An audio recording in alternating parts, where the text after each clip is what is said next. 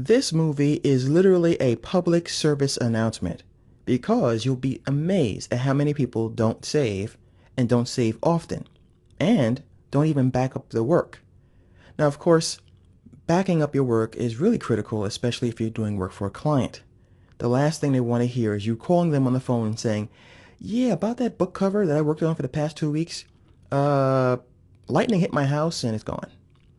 They're going to expect you to have backed it up somewhere, whether you back it up online to an online server such as the MobileMe from Apple, where you can store stuff on their server, or a site called Dropbox, I believe, Dropbox.com, where you can store things.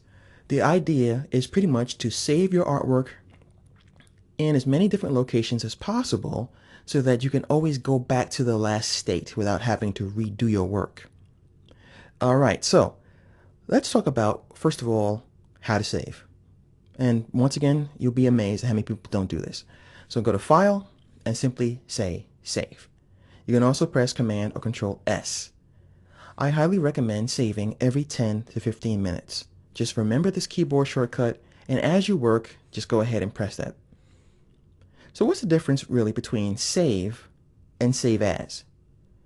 Save as is a great way to back up and also to have a different version of a document to experiment on.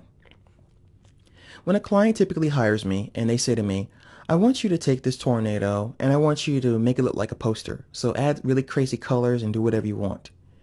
Well, all right, so I'm going to pretty much try to do what they want to do. And then I'm going to do a version that I think they might be interested in as well. So I can present them both. So what I'll do is go to File, Save As, and then I'll call it something else like Tornado version 2.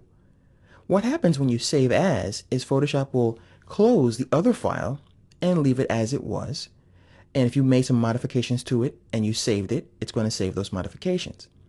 Save as is like a snapshot. You say, all right, this is where I'm going to leave it, and I'm going to go to Save As, and I can start from there and then play around.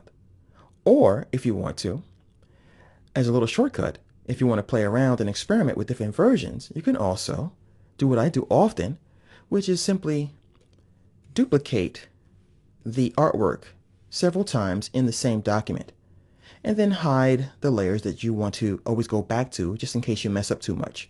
So I can go ahead and grab the brush tool and do this kind of stuff, and then I'm like, uh-oh, I accidentally saved this file. I can't get rid of this now that I saved. So I can hide that and go to the pristine one, and it's like a lifesaver. So that's going to make a lot of people happy right there. So try to duplicate your layers as you work. Something else you might want to do, by the way, as I mentioned before, is if you're on a Mac, subscribe to Apple's MobileMe service. You're able to then upload your artwork to their MobileMe disk online. I think it's called an iDisk, if I remember correctly. And I do that often, so I always have my artwork there. Thumb drives are also very inexpensive, so definitely check out your local computer store and grab one of those and back up your artwork.